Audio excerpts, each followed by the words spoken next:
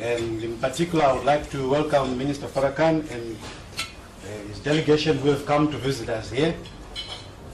The people who are here have already introduced themselves, and you can see it's quite a cross-section. And we are grateful and thankful that you have come to see yourself what Zimbabwe is against what they are saying it is. And you have made your own judgment, and I'm sure when you go back, you will tell it as it is. Let me just give you a brief background of why we are here today and why you are also here today. When the British government came to lower the Union Jack, which is their flag, they lowered the political flag. And we rejoiced and said they are gone. But they did not lower the economic flag. That's right. Yeah. When we realized after many years that they did not lower the economic flag, we realized that something was not complete. But in the intervening period, the president was being referred to as a gentleman. The best guy who was in Africa, although while he was leading an independence struggle, they called him a terrorist. Yeah. And they could not believe that this person could accept the lowering of the political flag and keep quiet about the economic flag. What has now happened is that we have, through our government, gone into a process of transferring the shareholding of this country.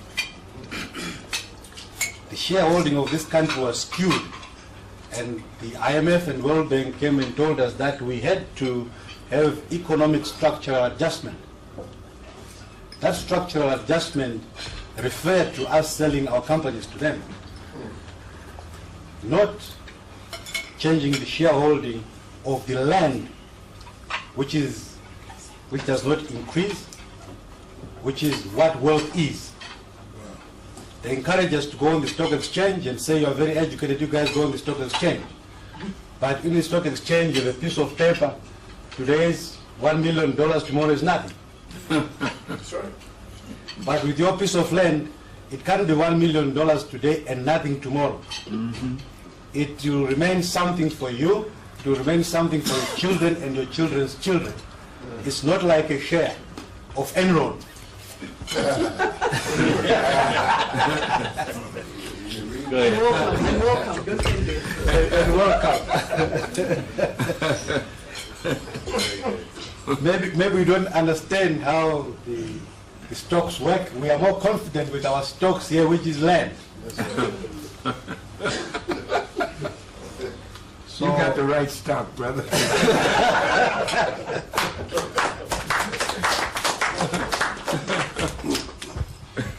But right now we are paying the price in that. Yes.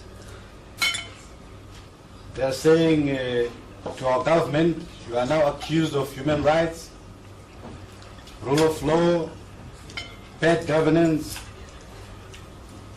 Credit lines have been cut from banks in Europe, and some people have been banned from traveling into America or Europe because the accusation is that we are associating with government.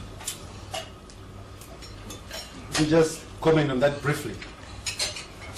Before independence, no black man could own or found or start or promote a bank.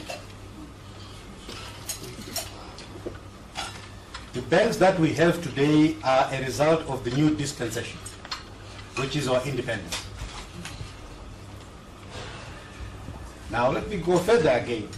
Before independence, I would say, before independence, blacks were not allowed to have checkbooks. Forget about a banking license, checkbooks.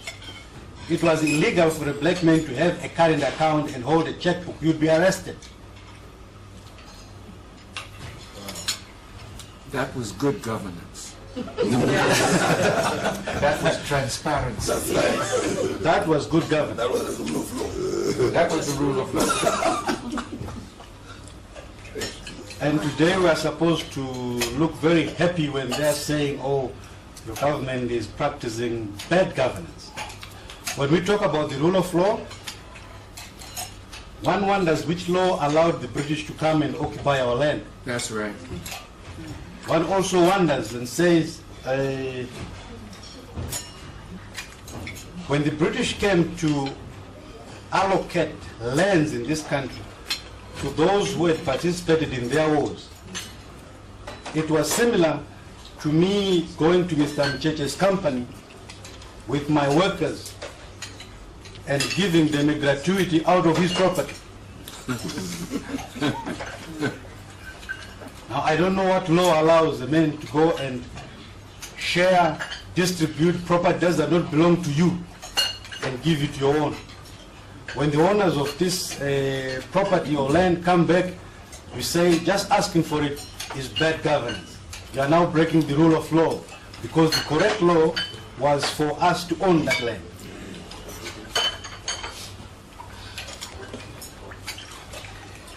The effect of the cutting of credit lines to financial institutions here and cutting of aid, Minister, is such that most of our healthcare services have gone down. To us, that is genocide, Yes. because they do know what exactly that means. The genocide even goes further in that while President Mbeki was attacked viciously for having said AIDS is caused by poverty, we will go further and say AIDS is a war virus intended to remove black people in Africa from their own continent. It is ethno-selective, That's right. intended to destroy, kill black people, especially those who are in countries that have a lot of mineral resources which are key to Western interest. That's correct. That is why, because uranium and most of the diamonds in the Congo, the Congo owns about 80% of the world's uranium, 80% of the world's diamond. That is where they say AIDS started, to prepare us mentally for the time when everyone in the Congo is finished, right? So that people can now walk into the Congo and take. The country south of us, Botswana, has a very small population, and it is depleting very fast. South Africa too is depleting very fast. Now I cannot understand the logic why a person just expressing an opinion is attacked so viciously to a point where a president is required to retract. He was probably heading in the wrong direction, but to us, he was heading in the right direction.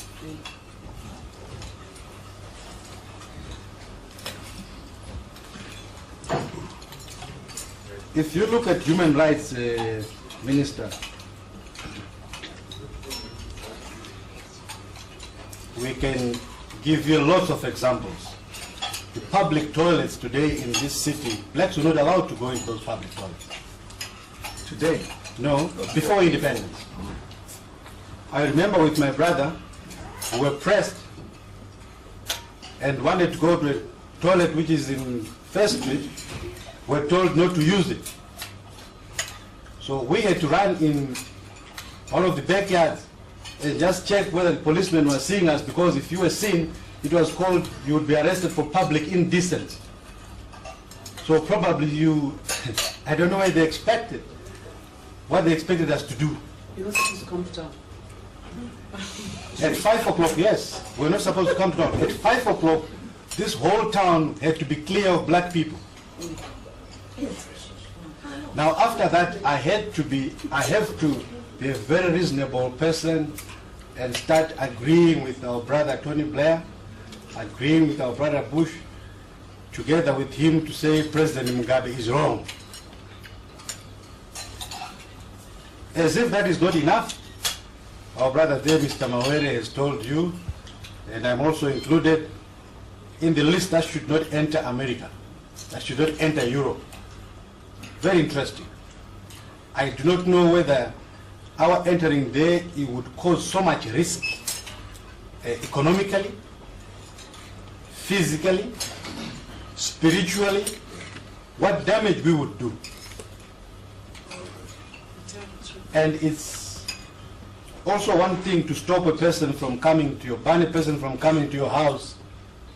I probably didn't want to come there anyway. But you can't publish and say, don't come to my house.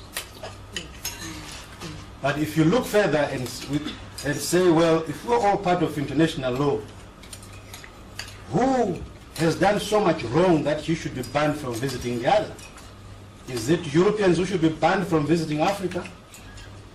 If we were to go to the Bible and say an eye for an eye, we would finish our whole lifetime removing the eyes of Europeans.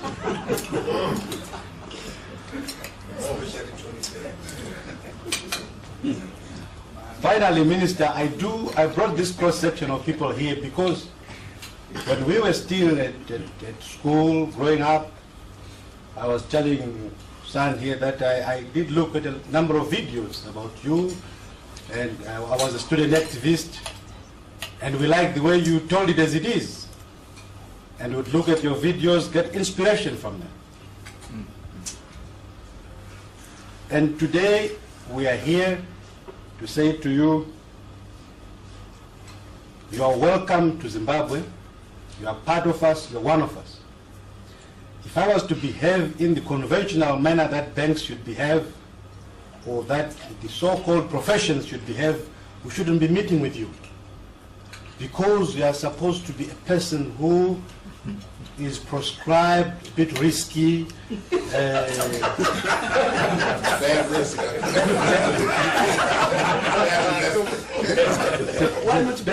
bad influence, right?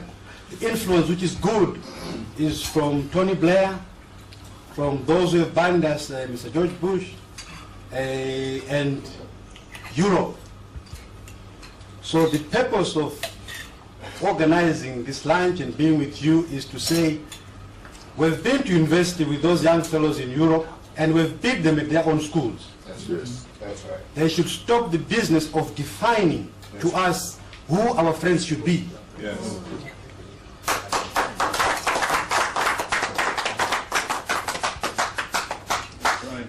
Right. We would be totally confused if we had listened to them, because at one time our president was called a terrorist, another time a gentleman, this time they are demonizing him. Right? So we are simply saying we are adults in Africa, and we do not want those outside Africa to start defining to Africans who our friends should be. We are big enough to invite our friends or our brothers. If there's any problem, we sort it out. That's right. We do not want to be introduced to Africans by Europeans. Right? Brother Gaddafi was ostracized for some time. When President was chairman of the OAU, he was the first man to go on the plane and break that sanction. Because how could we ostracize and forsake our own brother? Who in Europe, which European head of state has been ostracized by the Europeans, regardless of what the sins they say they have done? That's right. There are lots of them who have done a lot of bad things according to them, but they haven't ostracized each other. And they will never listen to Africans if we say we will define who you should talk to. So as the African Union develops, and as our history unfolds, you will see a generation made up of the likes of my brother Obadiah, Brother Mawere, and all of them who are determined to say, no, man, enough is enough. We are here on our own steam, really. The food that we have eaten here has not been provided by Tony Blair. We're growing. Yeah.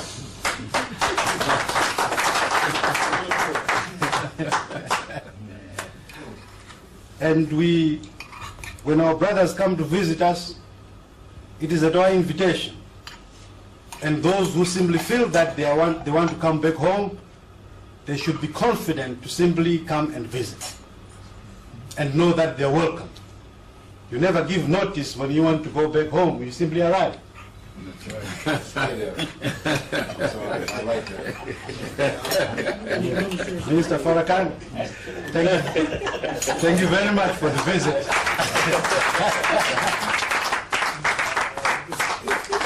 You're welcome. We know you'll be leaving some time today. We want to say, as you travel, may the blessings of God go with you. Thank you. As they brought you here. You're not here by accident. Okay. Thank you very much.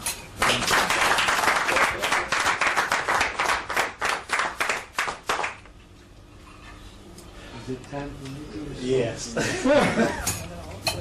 In the name of Allah, the Beneficent, the Merciful, we as Muslims never do anything without invoking God's name and seeking His help. As a Muslim, to my Christian family, we as Muslims could never be Muslims without belief in Jesus. And our belief in Jesus is exceedingly strong. Most Christians do not know that Muslims believe in Jesus. And as a Muslim, we not only believe in Jesus, but we believe in the gospel. We believe in all the prophets that came to Israel, to the children of Israel. So we believe in the Torah, or the Old Testament. And we have one up on you because we not only believe in the books that God gave to you, we believe in the book that He gave to Muhammad, peace be upon him.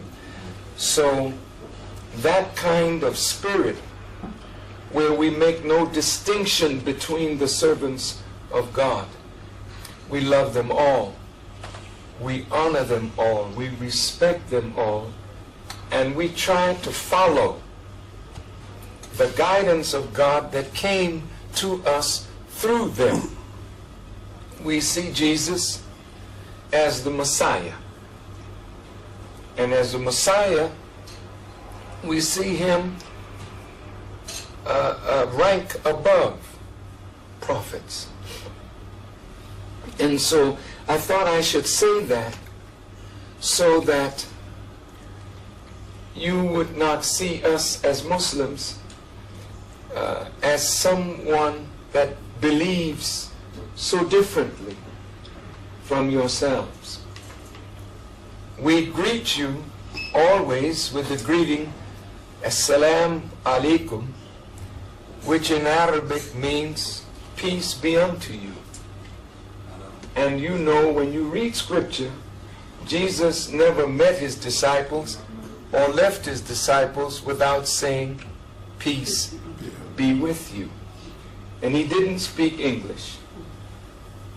And He didn't speak Shona. And He didn't speak Swahili. But He spoke ancient Egyptian, Arabic, and Aramaic, and Hebrew. So if Jesus were here in Hebrew, He would say, Shalom Aleichem. And in Aramaic or Arabic, He would say, Assalam Alaikum. Now I want you to tell me in Shona, how do you say, peace be with you? Say it. Okay. That's the way Jesus would say it in Shona. Yes. Right. But since we're speaking English, I want to greet all of you with peace.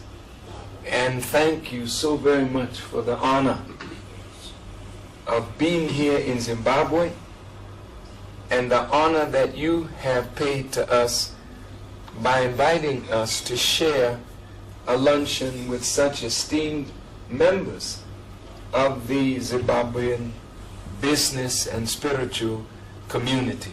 That's right. That's right. And I would hope that in the future, as our president gets older and must pass the baton of leadership on, that it would be passed to somebody like yourself. Who is highly intelligent, highly committed, and one who loves Zimbabwe, but also loves Africa, Got integrity. and feels a Pan-African spirit and has character That's right. and integrity. That's it. And those are the characteristics, not that he has by himself, but all of you have the same. But I see in a young man those things that make me know that Africa is really secure. Africa is secure. I heard it last night in my dear Reverend Obadiah. I hear it again today in you. And I go away feeling very good That's it. about the future of Zimbabwe. And I thank God for the Bushes of the world and for the Tony Blairs of the world. Because sometimes, if it's not for these ill winds, people who need the warmth of each other would never come together. But because of a Tony Blair and a Bush and all the wicked men that are in this world, you have common cause now to unite in spite of differences for the good of Zimbabwe and for the good of Africa. Now, I'm honored to be among business people, farmers, because farmers to me represent the engine of life itself. That's right. Without a farm, the banker can't count money, he would have no energy without food. Yeah.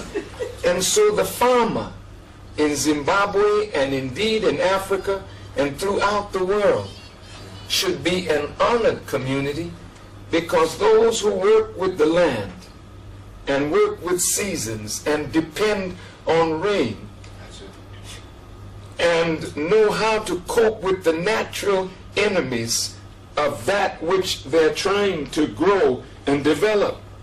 We ought to use that same natural knowledge that comes from working with agriculture to know that as there are natural enemies to everything that God creates, the white man is a natural enemy to the black man. And if you don't see that now, I don't know when you will ever see it. Now listen to me. I'm not a racist. I'm not a racist. I hate racism. And I would never attempt to exalt one race over another. But I want to give you a perfect example of why I say he's the natural enemy to you. And the only way you can put a natural enemy under check is that you must be strong in the nature in which God created you. Then you can check the weakness of his nature to exploit you and supplant you and take advantage of you because of ignorance. The Bible says, my people are destroyed, not because they're black, but they're destroyed for the lack of knowledge. And it is a certain kind of knowledge that you need in order to fight. Come on, brother. And fight successfully. Go ahead Now, I'm going to give you an example. And I'm going to sit down. But you know, I love to preach. I can't help it, Obadiah. Can I tell you something? Tell us. I love that, brother. And whatever I know, Obadiah, in truth, I'm your servant. Because I see so much in you for the future of young preachers That's right. that if they preach the gospel That's it. from that enlightened spirit that you have Amen. of love for God, love for Christ, love for the soil, love for the people of the soil, then, brother, you have a great future. And I was so glad to see you on television this morning, and Zimbabwe TV gave you some minutes to, or some seconds to talk to the people, and I think they need to hear more from you. But let me go to what I wanted to say. I'm going to use your president as an example, because he was so gracious in receiving us. He didn't have to do it, Come on. but he spent over 2 hours That's right. giving us the history.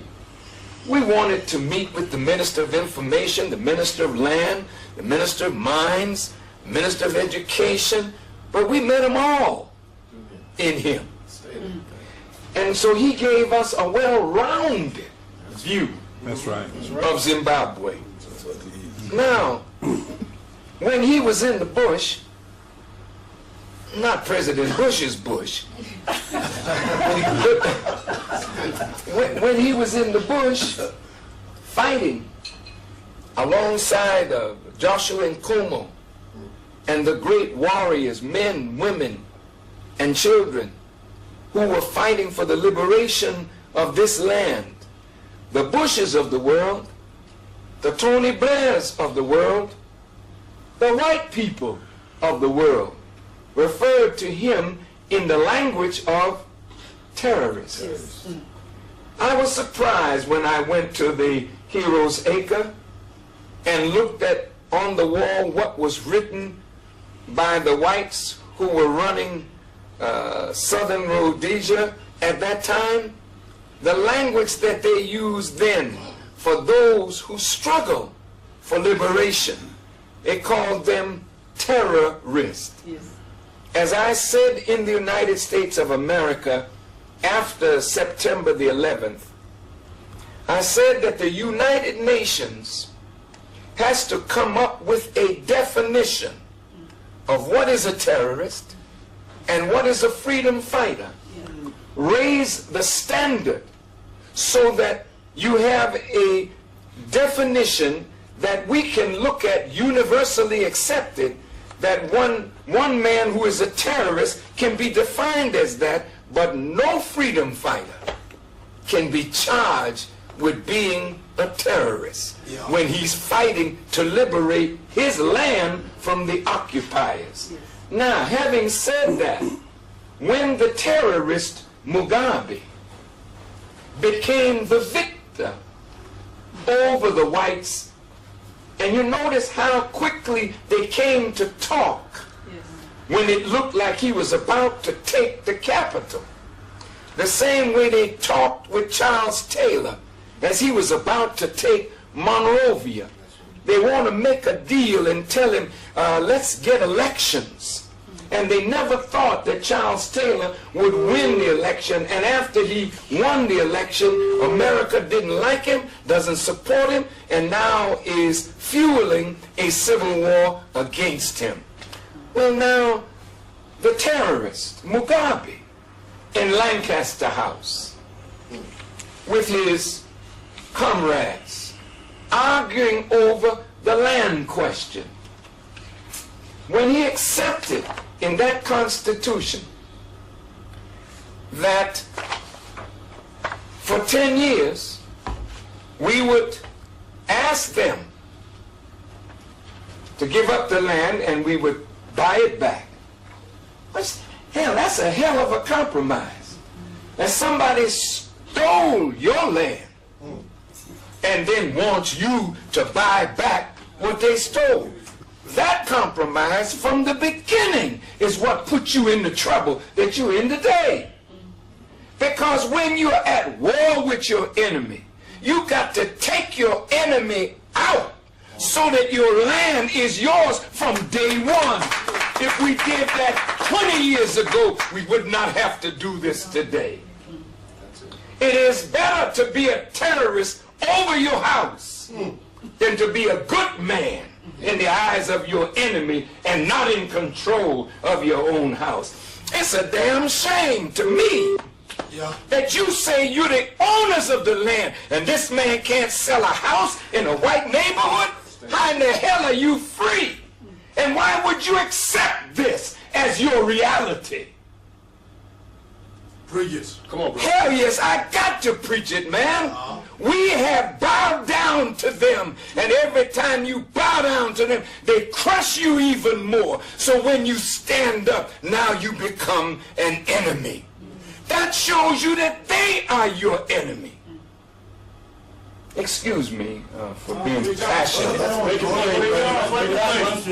You know, I'm just passionate because I love you.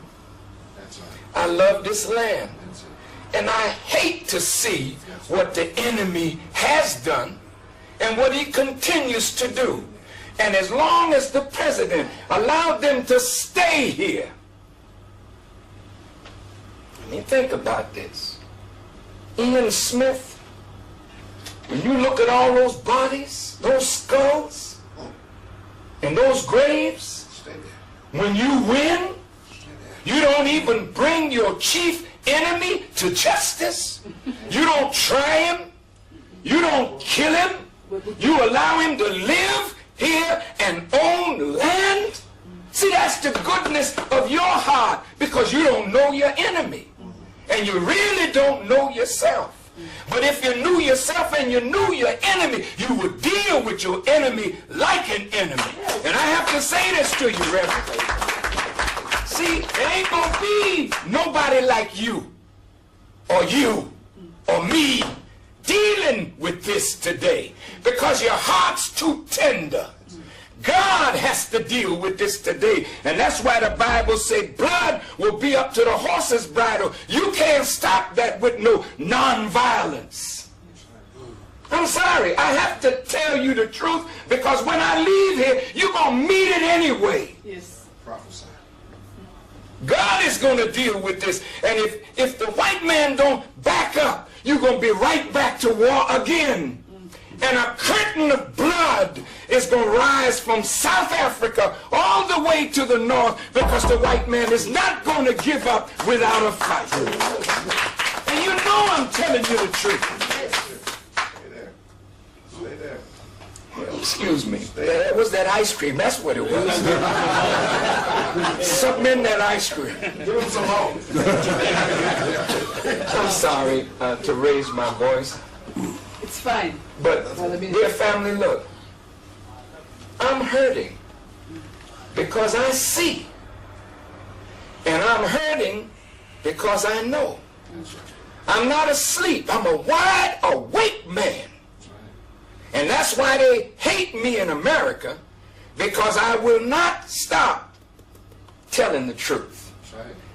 You shall know the truth, and the truth shall set you free. What truth? Yes. What truth? It's the knowledge of God, the knowledge of yourself, the knowledge of your enemy, and the knowledge of the true religion of God. That is what's going to set you free. Now I'm going to sit down, because I think I've created a little problem, you know. No, you haven't. But family, look. Open your eyes. My brother Mugabe today is demonized. He's no longer the good man. But as long as white folk could have 12 million hectares of your land and he said nothing, he's a good man. But when that brother, see, who was one of the warriors, felt betrayed, because the betrayal is, I didn't fight for a flag with no meaning. I didn't fight for a few people to be in Parliament riding around in Mercedes Benz, and I don't have a damn thing to feed my children. I didn't fight for that. I fought to free the land. And if the land is not mine, then I have been betrayed, and the revolution has been betrayed. So that man went on the ground. And I thank God for you, because you brought to the president his own consciousness. He's a good man. That's right. He could have denied you, sent the army and the police on you and made you the demon, and he would have been loved by all white folks all over the world. But he knew that you were right. But he had to find a way to do it. And he's in between a rock and a hard place. That's why he don't need no, if you excuse my expression, he don't need no, this kind of opposition that's paid for. Yes. Thank you. He needs his country to stand behind him. He needs the religious community. Not these Uncle Tom religious leaders that will get a buttered biscuit and some chicken at the back door of white folk. He needs religious leaders that understand the Bible. That's right. That's right. And you're not preaching it right if you don't preach it right. Yeah. That's right. Mm-hmm. If you just preach it to please your enemy, you're not pleasing God. Yeah. But if you preach the truth, as the truth is written in the scripture, and give the people understanding, then your people will rise strong, and the land will be theirs again, and Zimbabwe will finally be free. I'm in the midst of business people. Business is the activity of life. Without business, you're not a living people. And that's what marked us as being mentally dead, because we were not providing the goods and services that our people need: food, clothing, and shelter, industry, trade, and commerce. That's the work of living people. That's it. That's it. So when you got businessmen, you got people that are alive, people that are alert, people that want to supply goods and service to your people, not to exploit their ignorance, to gain personal wealth at the expense of their ignorance, but to gain economic strength so you can be a better servant of your people. To help them build free institutions, not educational institutions that you got to go to Britain and get your curriculum. Stay there. Who's teaching our people? Who's educating them? It hurts me. I don't know how Parliament is run here today, but I know when I go to certain countries in the Caribbean where the British once were, I see them coming with the wig on, and I say, well, where the hell am I, you know? Where am I? Am I in Great Britain? Where am I? You got to divest yourself of this man. Divest yourself of what he robed you in, and robe yourself in garments that are made by yourself. Government that is made by you. You don't have to follow their example. You are older than they, wiser than they, lived on the planet longer than they. And if you dig deep into your nature, you come up with a democracy and a form of government better than they. Yours will be the kingdom of God on earth if you allow yourself to listen to your own voice. So I'm through. I'm excited. You know, and I'm sorry if I offended anyone. But brother, I'm going to say this to the reporter. You know what, brother? You don't need to come with a pad and a pencil. Whenever you come to hear somebody, you get you a small tape recorder. Yes. So you can be faithful Yes. to what I say. Because what I read in the paper today, I didn't say that. And it's not good, man. Don't misquote me. I'm telling you straight, don't misquote me.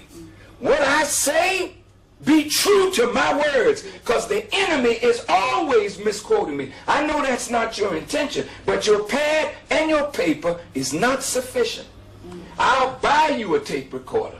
But every time you interview somebody, put a tape recorder down, then go home and take their words exactly as it's there. Then you'll be faithful to your people and to the man that you're representing. Otherwise, you'll be misrepresenting me. And I was misrepresented from the first day that I got here. I didn't talk to you at the airport. I said nothing. I gave you my name. You asked me my purpose. And all that I read in the paper the next day is what you said. That's not what I said, because I said nothing. That's not journalism to me. No. That is not journalism. That's right. And I have to correct you. I'm your brother. And I love you. But don't do that to nobody. Get you a tape recorder. And then if I don't say nothing, don't you say nothing. And say that I said it, because I didn't say it. I'm making it very clear. Yep. Yes. And if you don't want me to come back, that's fine. Yes, sir. But at least you'll know you got a brother that told you the truth as I understand it. I'm through now. But, brother, I really thank you all. I'm not saying this in anger at you. You know, I'm just saying it as a friend. You understand? Look at the dirty kind of journalism you got in the name of democracy. I mean, this is a horrible thing. You know, opposition is not wrong. It's not bad to have an opposition. But opposition for opposition's sake doesn't help us. Opposition where you got a better idea or a different idea, you put your idea forth and let the people decide. But just to be so negative, to beat up on your president, beat up on your leadership, it's not wise. It's not good. You're allowing the white man's system to help you tear up your own house. Say that again. That's right. In no way, when they had a referendum on land, should the land question have lost in the public. That should never have happened. And you know what it says?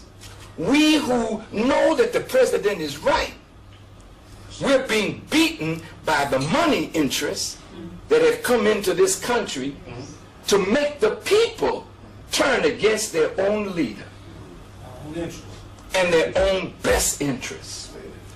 So, I mean, to me, what I heard you say, brother, you are so clear. And the sincerity of your words, the passion of you, it comes through so clear. You're a banker, but you need to be on the radio. You need to be before the television cameras. Obadiah needs to be on there every week saying something to educate your people. But if you don't do it, and we don't back you in doing it, then the forces of opposition will have the day. And then they'll say the government, parliament, which is rubber stamped by Mugabe, turned back the people's will. When in reality, if the people knew, the people would never say they shouldn't have their own land back. Dear brothers, if I offended anybody, I have to apologize. I'm sorry. I don't mean offense. But you know, when I talk to my brother, and I know he's a sincere, good-hearted Christian man, and I asked him a question: can you sell houses in the area where white folk live? And the answer to me, I could not accept. Because this is your land. And if this is your land, you should be able to do where you should do, go where you should go, and they should be asking you permission, not you asking them. So we got work to do here to take this country back for ourselves. So I thank you for the meal. I thank you for your kindness. And above all, I thank His Excellency, President Mugabe, for his kindness extended to us, for the goodness that we felt from the people, from each one of you. And I just don't want to see President Mugabe go out of this life not being appreciated for what he is doing. That's right. And don't you know that young man that got on that land, that really hurt him to see, oh man, I have not done all that I could have done or should have done, but he's on that case now. That's right. And that tells me that he's the best man to lead this country, and you all need to close ranks behind him. That's right. Stand with him. stand up for him, so that when the final trumpet is blown, like I was told yesterday, everywhere they looked in Heroes Square, when they buried Joshua in Como, the people were all there, weeping and giving honor to him, which he justifiably is due. But how quickly we forget. Beloved brothers and sisters, we don't have long to live. We should live our lives so that the children, your children, your grandchildren, your great-grandchildren will have a future. And whatever sacrifice it takes of us, we should be willing to make it. If it means that we are evil spoken of, we'll accept that. If it means that this brother and the other brother that was at the table with us can't go to America, well, that's a sacrifice. It's hurtful. You can't go to London. You can't go to Europe. Well, what is God saying? He's saying, take your attention and put it on the land where you are free to travel and free this land. Free it so that the children will have a great future. Thank you very much for allowing me to